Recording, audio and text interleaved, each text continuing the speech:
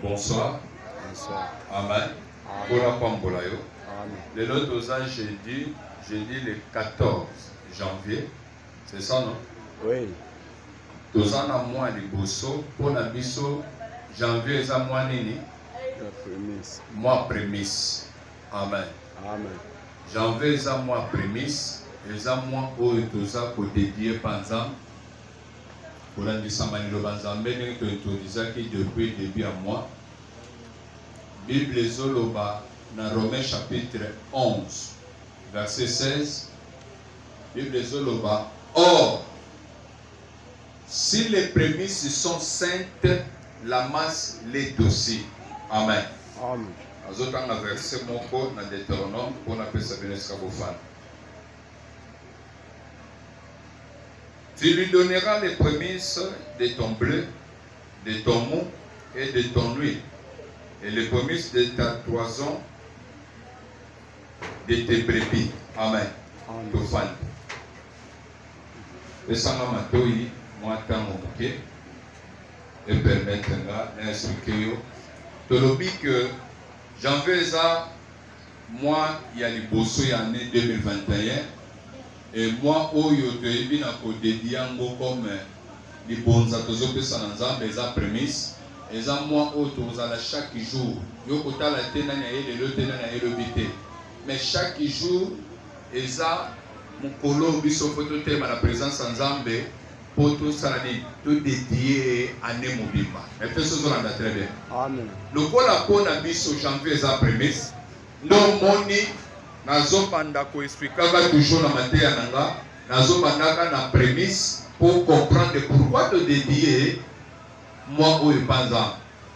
Or Bible ezoloba or si les prémices sont saintes nzoka soki mbuma liboso eza esantu na introduction ya année ntango na bandi mateya nakendaki kotalisa bino entre offrande ya Abel na offrande ya Caïn. Nini esalaki que nzamba sepela na offrande ya Abel. Nakendaki kotalisa bino Bible ezoloba Caïn apesi likabo ya biloko na ye ya bilanga baboyi kotia précision mpona kotalisa ke na se okokita nzamba azobisa kopesi mabe dokopesa malamu. Mais tandis que offrande ya Abel nzamba azopesa na badetail nyonso azoloba Abel apesi offrande ya bapremier né ya banyama na ye nyonso oyo babotamaki. C'est pour dire quoi? Mbuma ya liboso ya biloko nyonso ya Abel azwaki apesi yango epa nani? Epa nzambe. Nde yango etalisi prémisse, c'est-à-dire bénéfice nyonso ya liboso ya mutu, revenu nyonso ya liboso ya mutu, eza eloko mutu aliaka te, eza eloko mutu apesaka epa nzambe. Ezala bana ya liboso oyo babotamaka baza prémisse. Bana ya liboso nyonso ya mibali bazali kobotama nzambe azwaki bango comme basala nzambe. Alléluia. Amen. Nzambe azwaki bango basala nzambe mponi baza bambuma liboso ya mibali il faut basalela nzambe. C'est-à-dire eza logique oyo nzambe asali yango na kati ya Bible. Abel apesi bambuma nyonso ya liboso ya banyama oyo babotamaki. Ntango apesi bango Bible ezoloba nzambe asepeli na offrande ya Abel mpe na Abel.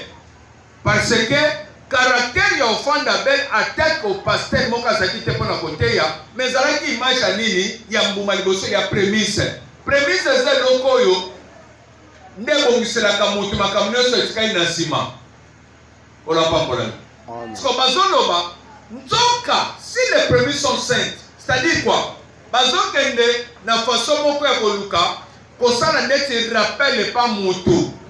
Comment? Na eloko mutu akokaki koyeba mais azosala ndeti azobosana siko bazoyebisa ye soki mbuma liboso eza esana nzoka soki mbuma liboso eza esana c'est-à-dire kozala sans ignorer te soki ozolinga biloko nyonso eya kobulisa epa nzambe nzambe akonsidere yango nzoka oyo ya liboso nde epesaka pasi ya bolamu nyonso ya biloko etikali na nsima.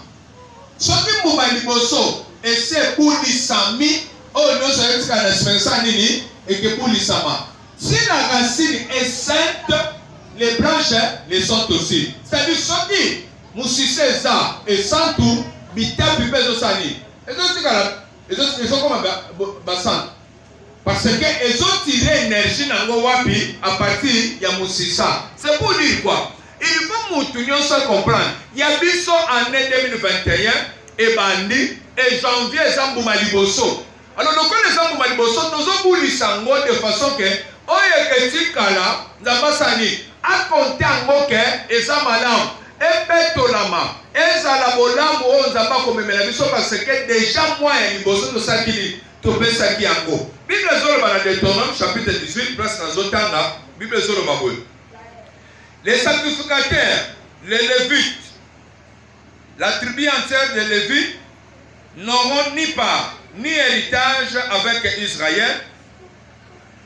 Ils se nourriront des sacrifices consumés par le feu en l'honneur de l'Éternel et de l'héritage de l'Éternel.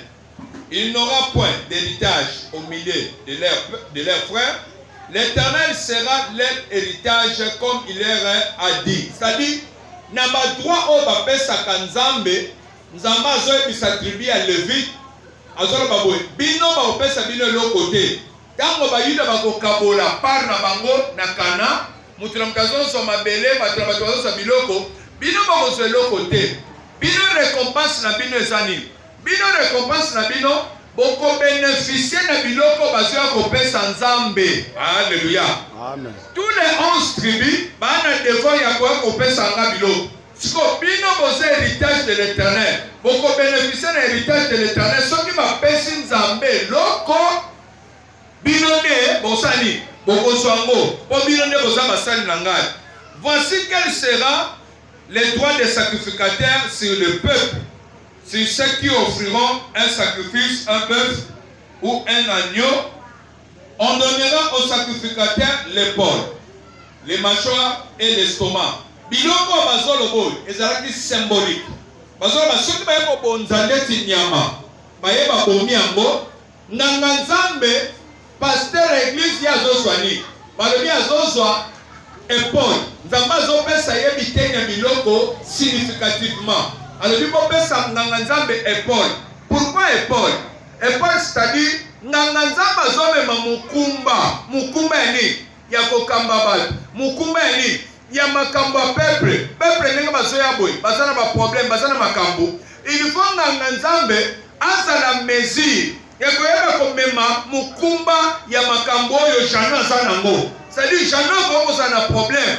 Ndimisonga la cause na problème nangazamba zoza na souci ya kozala ya komema mukumba wana ezolongwa ya mundimi ezotika ka yeteme ezokoma pe nangazamba bisika no sasa azoebake ndeko songola za na problème songolo sa azozwa ngwa charge pas le que la solution la personne a très bien amen ndia balobi faut pese Paul c'est-à-dire azomema mukumba bakie balobi faut pese mâchoire pourquoi mbanga Nanganzamba yende mutu fa pesa connaissance. Nanganzamba yende personne qui s'appelle Nanganzamba fa za na loko ko yebisa ka peuple. Bongo ko ya l'église té na télé so na onye munoko na se bateli frère Sabino. Non. Soki na za na appel authentique, c'est-à-dire nzamba bongisa ke ngana sa moté. Soki na simbi micro, faut sentir que oya za moté. Alléluia. Amen. Ce qu'on a dit même dans YouTube, faut sentir mon enchaînement et pas fil du dernier azanango. Azana quelque chose dans la katinaï. C'est-à-dire, ça c'est un prédicateur. C'est-à-dire, dans l'ensemble, azoke de kozwa, oyo zambanga, mâchoire. C'est-à-dire, il faut n'anganzamba za neloko. N'anganzamba za neloko bénir l'église. N'anganzamba za neloko soka lobi makambezo soka manakia batu. Ateka ngama kezo soka. Pourquoi? Na kata munoko ngangaza, bozo sagesse, bozo yebanzambe, na munoko ya ngangaza azopa mbora batu. Na munoko ngangaza azola kisabatunzela comment il faut faire. Yasuka mazo mani. Mazombe c'est parti ya estomac. Estomac ça na kati ya nyama. C'est-à-dire bazo biloka kati estomac, estomac wana nde bazo pesa. Pourquoi estomac? Bazo c'est comme estomac ça ni. Et ça question que nangazamba za moto ya bomba kama kambo bato. Alléluia. Amen. Alléluia. Amen. Asa moto wato oyebo bisiye bikambo. Azu yango bobiamo. Eza ya kobetela mwasi na yete. Eza ya kobetela ba camarade nete. Mais ça likambo azui abombi yango yaza mobombi ba secret ya bato aza dépôt bisika bato bazwa kotika makambo na bango sake ya bimisango sake ya bete lisolo ba mwasi na ye ki oyebi mama tene tela kuta aza na problème ya sida non nganga aza moto oyo aza na estomac c'est-à-dire abombaka na kongo zala na zala makambo me mwasi na yebi yango te mpona koki koyebisa yango te mpo eza droit na ye te malgré aza mwasi na ngai nayebite sozola na ngai très bien malgré aza mwasi na ngai nango koyebisa te c'est interdit. Voici biloko bokopesa banganga nzambe bakopesa épaule bapesi ye mâchoire mpe bapesi ye nini estomac. Alléluia. Amen. Alléluia. Amen. Tu lui donneras les prémices après kopesa biloko wana bazobakisa lisusu tu lui donneras les prémices de ton blé de ton mou et de ton huile okopesa ye mbuma ya liboso ya biloko no nyonso soki eza bandunda nde outi kobuka bilangano ya liboso ozopesa yango epanganga nzambe soki eza salaire ya liboso ya mosala songolo bandi ozopesa yango epanganga nzambe soki eza butiki na yo bénéfice ya liboso ozozwa ozokende kopesa yango epanganga nzambe eza parmi badroit oyo nzambe azwaka alors héritage ya nzambe oyo peuple azoya kopesa ye nzambe apesa yango epanganga nzambe alobi yo zwa oyo bakopesa baprémisse ya biloko na bango soki eza ya masangu mpo bapesa prémisse soki eza ya bilanga mpo bapesa prémisse soki eza ya bambisi mpo bapesa prémisse c'est-à-dire eloko nyonso oyo peuple akoki kozala nango aza na obligation ya kolongola prémisse na nzambe prémisse eza mbuma nyonso reveni nyonso ya liboso oyo moto azozwa na vi na ye eza ya ye kosalela te kolia te eza eloko ofapesa epa nani epa nzambe oyo esapambola. Amen. bakopesa baprémisse na bango car pourquoi po bapesa baprémisse na bango car c'est lui que l'Éternel ton Dieu a choisi entre toutes les tribus pour qu'il fasse le service au nom de l'Éternel lui et ses fils à toujours.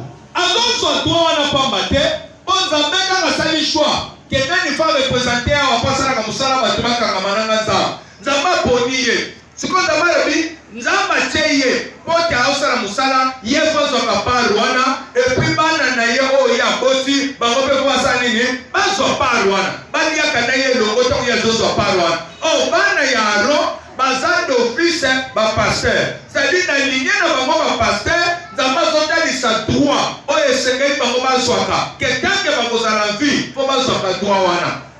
C'est pour dire quoi lokola biso eke toyebi ke nzambe droit na ye eza mbuma liboso oyo ye azozwa topesi ye mpe janvier tolobi ke nzambe janvier topesi yo nayebi te soki makoyebisa nzambe maloba wana ke nzambe janvier tosali topesi yo yango tozotalisa reconnaissance ke fo tozala toujours na présence na yo tozotalisa reconnaissance ke fo toya togumame na yo totalisa ke toza na mosusu te toza na ekimelo mosusu te soki nakoka kosambela te nafandika na ndako mpo na osani soki nakoka kosambela te nakenga makambo na nga mpo nazwa avantage nini o nzambe azoloba apesaka na babieneme na ye na ntango baza ya kolala na balamuki te nzambe asabongisi eloko nini bakozwa kokanisa te mpo yozwa ezaka soko obimi doke mosala non mpona babieneme na ye apesaka bango pendant leur sommeil na momo oza ya kolala nzambe azobeta motu mpona oyo kozwa na kati na moi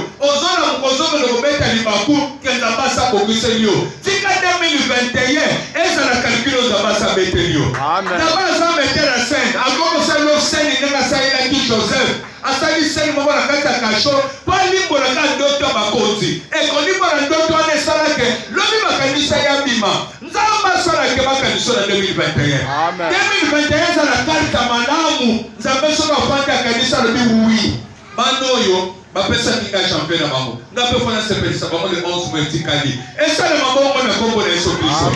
Nombre chapitre 10 bible ezolobaki dans vos jours de joie tolobaki ke moment esango ezalaka dans vos fêtes esango eyaka na via motu lokuti mpe moto aza incapable moyesala fête eza te mais dans vos jours de fête sadi moto alongwaka mpe na niveau ya kozwa esengo asepeli mpo mwasi na boti maana eloko te Mais vous avez comme un niveau que à ce pays pour moi ça boti a fêté paix. Mon jour maman zomima a jamais capable de fêter, a jamais capable de faire quelque chose. Et que sont dans la très bien. Amen. Jamais comme ça quand vous devez niveau ma fête. Jamais ça quand vous avez comme un niveau que à table brisquer que l'élo solution en gros et quand vous faites ça la boy. A ça capable de s'appeler quelque chose. À ce le peut à ce le peut fait naï. Attends, vous sur Facebook, vous souhaitez ma joyeux anniversaire. Le anniversaire là-bas, madame, ça capable pas comme ça bongo, avec une peu de ma famille quelque part. Avec quelqu'un qui a botami. Ça dit ça va le la camoufle le niveau kaka et c'est bon. Mais comme ils sont à un niveau, il y a qu'on fêter. Et ça dit qu'on se paye quand on est boti, mais on connaît qu'on fêter tenez qu'on botaka. On connaît qu'on fêter tenez qu'on pas dans la zone parce qu'on qu'ici à Jessica. Il y a eu des caca comme la coca, l'essentiel de coquille joue n'habite. Non! Zamba longo la kamotu na niveau à c'est pas apprécier mon bon, il y a un symbole. Le quoi le moment va faire yaka, il faut 2021 et ça la année va faire. Et ça année va te marquer ma campagne na Espagne, marquer ma famille va se fêter. Et ça vraiment na comme on est sur biso.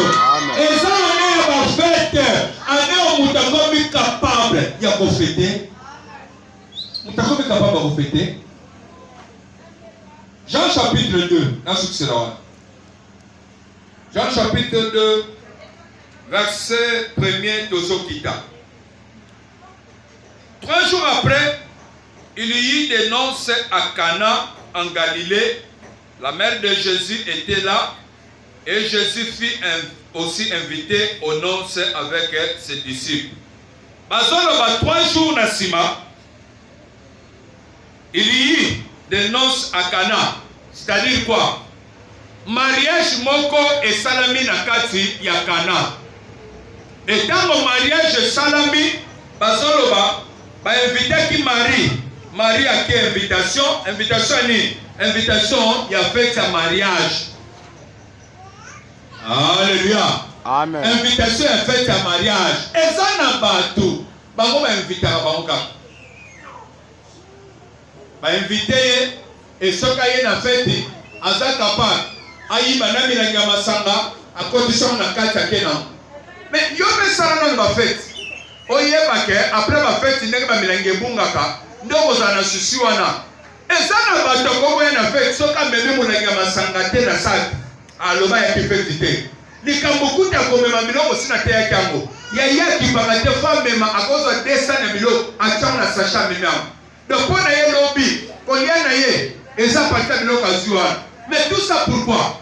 Et ça pour là, et ça pour ça, et ça pour ça, la situation bien été. Mais nous nous sommes pour la fête. Ceux qui sont capables de faire la cambo, on est capable de faire collier, on est capable de faire un restaurant. Est-ce qu'il y a la fête maintenant? Pour ma tout le monde ma soso, on se rend au milieu de la casa, il y a un peu. Est-ce que la dame va tout ma soso? Bazolo va faire un mariage salami na Cana, ba détaillé salaki ana, mais du moins, ba invité Marie, maman akolo Yesu. Tant ba invité Yesu ba kei. Nani na fait un mariage. En 2021, et ça que mariage est la famille, et ça que ba le kilo na passé simple, malamoko qui continue à Galban. Yabino, soko lingoza na kinga, loba ba bengi okaya katofana. C'est-à-dire mubala zio ka bonga menio. Mais ce que ça que mubala bimsambo qui a bandi ka ya pesinot et azul sous pas qui a sali ma fête. Mubala bongo bino na famille a bongo salate. Pourquoi? Donc pour ça autoriser que bobi ka pese kwa bongo, que ba honorer yo. C'est-à-dire ça na batu, o ba so que c'est bon, mais ça na batu pe la famille na bango, ba honora ka bango. C'est-à-dire niveau makambo salami Mubala sont trouvés que faut honorer yo. Alléluia. Amen. Alléluia. Amen. Mubala sont trouvés que faut honorer yo. Et ça est l'oko epeki samite banzambe. Epeki samite que tout ça la mariage. Attaque mon kilango soko ba mabe. Mais même Marie na Jésus, bazala invité na mariage. Mariage wana bisika bazo ça la fête. Et ça que Yesu akede. Et tant Yesu akekuna, Bible soloba. Masangesili mais Yesu sali miracle. Miracle azo sali sali. Ezalaki na 6 vases moko ezalaki wana pour la purification. Purification c'est-à-dire quoi? Na coutume juif na ndenge makambo ezalaki akala. bazalaki na système ndenge tomonaka bandeko na biso ya bamusulman, c'est-à-dire n'importe place oyo bazokomela uswati ndako songolo bazotya nini moko réservoir moka mai eloko moka mai eza wana soko oye mpona kozala purifie ke olongoli mbindo olongoli salite il faut sokola makolo osokoli mwa maboko osokola ata mwa mutu boye ainsi de suite nde elakisi purification so ezalaki sans wana oyo bandeki kotalisa ke logique meme ke yesu azolia na badisiple na ye basokola maboko te siko mpona bango kolongola salite bazala lisumu te il faut konettoye maboko il faut kosokola maboko kose purifie na lolenge wana nde bandeki kosalema na kala nde ezalaki bongo siko kono yesu baprofite na kati ya fete wana likoya bato bayaki ebele mpo bosuye botya mbindo te na bisika fete eza bazwi batie 6 vase batie batono 6 libanda oyo ezosala ke soki moto nyonso aye azwi mai asokoli makolo asisi kosokola makolo surtout bango baza na bapays moko désertique asokoli bapoussière elongo asokoli mwa maboko asokoli mwa mutu na elongi elingi kotalisa na lwa na bango ke bolongoli mbindo boza betwa sikoyo nde bakoti na fete siko 6 vase nyonso ezalaki wana yesu azoyebisa siko moto abandaki kokabola na fete kodirige fete alobi okende botondisa mai wana bokende pesa moto azokabola kuna bake batondisi mai ntango bake opesa kuna bible ezoloba moto wana ameki kaka boye ntango ameki alobi o comment bopesi ngai masanga kitoko boye bible ezoloba na verset 3 le vin ayant manqué la mère de Jésus lui dit ils n'ont plus de vin. Jésus lui répondit femme, qu'y a-t-il entre moi et toi? Mon heure n'est pas encore venue. Sa mère dit au serviteur faites ce qu'il vous dira. Or il y avait là 6 vases de pierre destinés aux purifications des Juifs et contenant chacun d'eux ou 3 mesures. Jésus leur dit remplissez d'eau ces vases et ils les remplissèrent jusqu'au bord. Puisez maintenant l'air, dit-il, et portez-en à l'ordonnateur du repas, et ils emportèrent. Quand l'ordonnateur du repas, il goûtait l'eau changée en vin, ne sachant d'où venait ce vin, tandis que les serviteurs qu'ils avaient puisé d'eau, l'eau les savait bien, il appela l'époux, et lui dit, tout homme sert d'abord le bon vin, puis le moins bon après qu'on s'est délivré. Toi, tu as gardé le bon vin jusqu'à présent. Quand mon ordonnateur a fait, ameli vino asilisi azolo baboy. Ayoki ango tellement goût makasi. Ayoki ango esambala azolo ba. Mutu nyonso ayebaka na kopesa bato nano vino oyo ya malamu ndeti oyo nayoki oyo. Après ayo kopesa ya mabe sima soki bato basima langwe. Yo zwi oyo ya malamu bombi ti sikoyo pona nini? Alléluia. Amen. Alléluia. Amen. Awa bandimi ebele, ba église ebele, basala nzambe ebele, base trompaka, c'est comme si Yesu apesaki bato masanga bilangwa. Bible ezoloba, le Seigneur Jésus-Christ c'est lui la vérité et c'est lui la parole de Dieu. Amen. Le Seigneur ne peut pas se contredire. Car ça les lois se contredire. Ako beta libakute pour yende liloba, yende kolo parole. Awa problème ezani. Ordonnateur a fait titanga meli 20 wana a différencier ngona oyo bango ba melaki selon qualité, selon kitoko ya eloko, selon kitoko ya eloko. Na ngina pesa bino différence moko poko comprendre. Boyebi masanga nyonso bato bamelaka ya milango ya papa Jano. Boyebi yango telebe non? Soko ozwi masanga moko apembe na otanga kombola mote. Masanga moko apembe ba chaîne mikolo ba omela motro. Omona bato bafandi na terrasse, batieli bango ba verre apembe boye. Ba osoma bango mwa 500 batielo mesure, mwa 1000 fois batielo mesure. Ezokomisa bango ba koko boye bazokola vent. Masanga wana ezopesa kwiti na moins cher koleka masanga oyo tosoma ya bilanga ya ba brasserie. Oui ou non? Oui. So elingo loba, kama yango ezopesa kwiti koleka neza na qualité ya malamu koleka oya brasserie. Oya brasserie eza bien conçu, c'est-à-dire basala mo kitoko eza na qualité moko ya malamu. Oyo même OCC na biso aya checker a trouver que eza normal mutako komela. Tandis que oya 500 fois wana lotoko na lobabo. Agene po eza mutu te pa yo kanganga olobi lotoko oyo afundanga te. So na tangi ba brasserie le ba yo afundanga po eza komuna ba. Eza na qualité moko te na lotoko, tandis que lotoko ne ezolangwisa makasi, oui ou non? Oui. Lotoko ezolangwisa makasi et puis eza moins cher. Mais na qualité na bango mibale, na bango ya brasserie wana, na oya lotoko, nini na qualité ya kitoko? Oya brasserie ba traité yango malamu, eke so wana na tebe. Ya brasserie ba traité yango malamu, de façon que ezala na qualité moko oyo bato fo bamela. Mais tandis que oya lotoko, même dosage nango ya komela eyebani te ekosola na tebe. Amen. So na bango mibale nde naza mabe kole oya kwitu wana oui ou non? Siko yoka mutu azokabola na fete azobali mutu nyonso apesaka na ya malamu bato bamela epuis ya mabe eyaka nsima soki bato basali nini basi malamu ete ekosola na tebe. Yo bombi ya malamu ti sikoyo elingi koloba teke oyo eyaki nde sikoyo yango ndeke epesa kwiti bato balangwa apres ko ya mabe foye na nsima te. Différence ezalaki kaka na qualité kitoko. Epesola na très bien. Amen. Na qualité kitoko. Mais pour vous, je peux vous enseigner ce soir. Moi na nzambe amelaka masanga milangwa te. Nasi sema te wa. Likamba fête c'est salami ya mariage na nosa kana. Ane oyo tika fête tu peux kotala ndako na yo.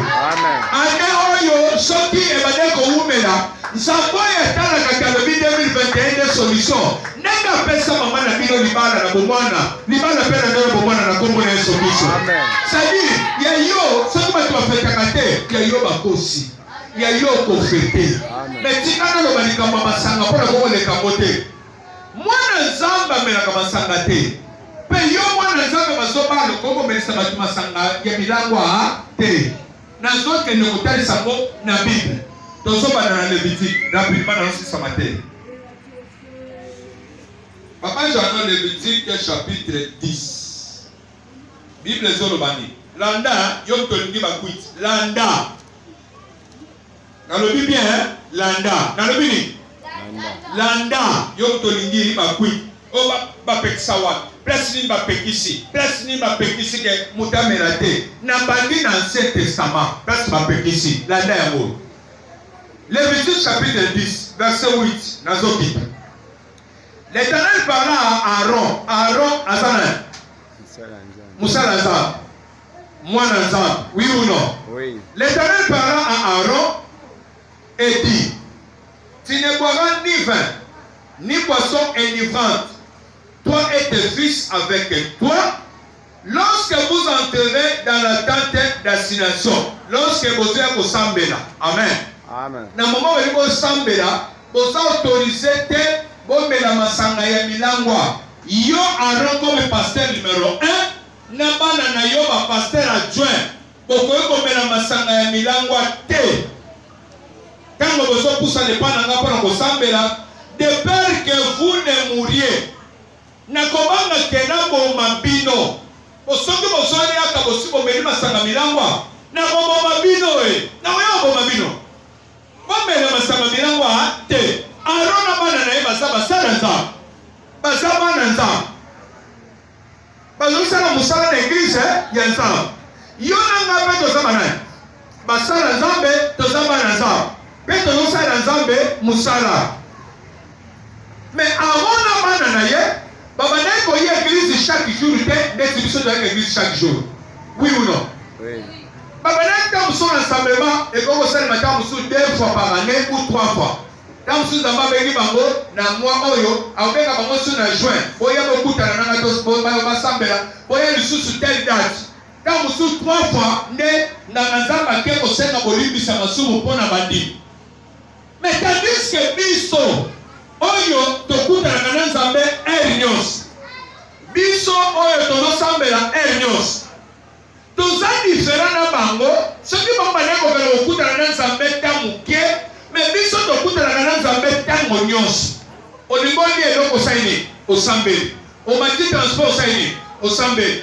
Okingo voyage saini osambeli. Olingaki olalo saini osambeli. Olamuki na tongo saini osambeli. Olingo ke l'église tant qu'on peut l'église osambeli salanda osaini osambeli. C'est-à-dire que nous sommes en contact dans Zamba à tout moment et surtout que Saint-Esprit est en Katinabiso. C'est-à-dire que l'Esprit de Dieu s'est posé au-dessus d'eux. Et maintenant, il faut se poser les colonnes pour utiliser Bango. Mais Biso Saint-Esprit est dans le quartier. Amen. Nous avons soyé avec le monde, mais la masse à la maquette. Au moins, moi, je vais me mettre à Kawan. Aux âmes pagans, aux âmes zabétés. Au lieu qui vient été. Au moins, moi, je vais me mettre à Kawan. Je suis dans le Kolakiti. Ngana langwa, tengana melana naka moko. Ona nzamba tenda mbote. Nana nzamba tenda mbote. Nani, nandongo mena kama sangeza na kwiti. Lokolo mena kama sangeza na alcool. Bokoyoka na nzambe te. Soko lingo mena 20, oko mena 20 sans alcool. Oko mena 20 avec alcool te. Emke solo na tebe. Amen. Oko sala 5 cents na 20 ya alcool te. Oko soma raisin ko pressé ou 20 sans alcool. Ndebo zo sa ilango. Ji ya raisin. Ndebo zo sa ilango 5 cents. C'est-à-dire mwana nzamba koyoko mena masanga milango ate. So nzamba solo ba. Bakeba. Tango lima pusa na pembe na nga. Soki mosala esho mena masanga milango na ngoma bino. Na ngoma bisabino. Na ngoma kabino. Awe sana sena dias. Bato basala kosambela mingi te. Bapesi bango interdiction. Bango biso batozo kosambela mingi. Bango basaki basala nzambe, basacrificateur, et Bible ezoloba lelo nini. Jésus-Christ a fait de nous royaume de quoi? Royaume de sacrificateurs. Biso nyonso tokoki kosalela nzambe, biso nyonso tokoki koloba liloba mpa nzambe, biso nyonso tokoki kosambela. Lelo biso asali na biso nyonso royaume de sacrificateurs, tandis que bango basacrificateur bazalaki moke kaka bana ya Aron na Aron ye moko. Mais biso nyonso nzambe atia biso basali na ye. Siko bango bandeki kokende kosambela moke, biso tosambela chaque jour. Biso nde kozomela masanga. Nazoba so verset pour comprendre. Apocalypse. Au royaume des sacrificateurs. Oui. Alors, basokangela banganga nzambe. Bagangeli peuple nyonso te bagangeli banganga nzambe. Apocalypse chapitre 1er, verset 6. Bible ezolobani. Lakisa place bapekisa masanga. Lakisa place bapekisa masanga. Zela. Na osukisa na ligue au monde en bien. Apocalypse chapitre 1er, verset 6. Et qui a fait de nous un royaume de sacrificateurs pour Dieu son Père? À lui soit la gloire et la puissance au siècle des siècles. Amen. Voici, il vient avec les niais, et tout est y verra, même ceux qui l'ont percé, et toutes les tribus de la terre se lamenteront à cause de lui. Oui, amen. Je suis l'alpha et l'oméga, dit le Seigneur Dieu, celui qui est, qui était et qui vient, le Tout-Puissant. Qui vient? Qui vient? C'est Jésus. Jésus qui vient. Et que ça, on a très bien. C'est lui, le Tout-Puissant. Mais maintenant, il a fait de nous royaume des sacrificateurs. C'est-à-dire Jésus Obenga Biso, Abenga Biso Moto Salelaye. C'est-à-dire il y a une église profonde n'a pas maté, mon yébo salini, au servir, aux âmes au sali ensemble. Namo pesa kama mbongo, ozo servir nzambe na etenya mbongo. Soki toluki mbongo, biso tona mbongo te tolubisi mbongo. C'est-à-dire vous servez Dieu avec vos biens. Et que ça na tebe. Yo bosambo te, yo sambo modérateur. Yo ozo sala nzambe. Mutu na eteni na ye ozo sala nzambe. Il a fait de nous royaume de sacrificateurs. L'homme ezalaki baron lelo komi biso. Alors baron na biso nde tozosambela mingi, biso nde toza na nzambe permanent kati na biso, lokola biso toza na nzambe kati na biso koleka baaron. Banani baza contre ya komela lisu masanga te? Ne biso na baaron banani fo bamela lisu masanga te? Kuna nzambe kaka baaron sombela bakota na contact na nzambe. Baba biso batuzamba afandaka na biso. C'est les choses même quand tu contact. C'est la ministre ou la manipasani. Pas que tu as un oui ou non. Mais tandis que biso Saint-Esprit habite à nous. Saint-Esprit habite à nous. Ailleurs que les ramans sont à l'école. Sans qu'on s'abonne à Zambo Kongo, mais les ramans sont à l'école. Luc chapitre 1er. Luc chapitre 1er. Nous sommes sur la one. Nous sommes dans le cadre de la fête. qu'il faut fêter, mais sans qu'on fête, il y a encore même ça va tout masanga milangwa té. N'est-ce que ça l'année très bien? N'est-ce que ça l'année très bien? Amen. Luc chapitre 1er, verset 13 dans Zokita. Mais l'ange lui dit, n'est qu'un point Zacharie, car ta prière a été exaucée. Ta femme Elisabeth t'enfantera un fils et tu lui donneras le nom de Jean. Il sera pour toi un sujet de joie. Amen. Moi, je suis sujet de joie. C'est-à-dire, moi, il sera pour toi un sujet de joie et d'allégresse, et plusieurs se réjouiront de sa naissance. Moi, je suis c'est-à-dire, ça n'a pas tout. Batu oyo nzamba saka ke mabotami mais babotami pona nsengo bato belé. Amen. Neti biso toza bato tobotama pona nsengo bato belé. Quand je parle yozo zo connaissance, quand je parle yozo bika, quand je parle yozo sa ilayo, ça dit toza bato ya ko considérer pe ko linga makasi. Po tobotama pona nsengo bato ebelé. Yo botama pona nsengo banani. Si vous allez se rabattre dans la année 2021. Amen. 2021, ça allait se ma famille. Amen. Joseph, vous allez se ma famille, yo peut aller se ma famille. Amen. Plusieurs se réjouiront de sa naissance, car il sera grand devant le Seigneur. Il ne boira ni vin, ni liqueur enivrante, et il sera rempli de l'Esprit Saint dès le sein de sa mère. Amen. Amen. Akomela masanga ya milangwa te ba cité ba forme nyonso masanga milangwa. Pourquoi? Parce qu'il sera grand devant l'Éternel. Akomema Saint-Esprit ko banda na kata libumu ya mama na ye. Na mama wana Saint-Esprit na kitita. Au Saint-Esprit kiti jour à Pentecôte. Mais masolo ba Jean Baptiste ya ko Saint-Esprit pa libumu nani ya mama. À cause de Saint-Esprit moyen amela masanga milangwa ezate batu bazana Saint-Esprit bamela masanga te o.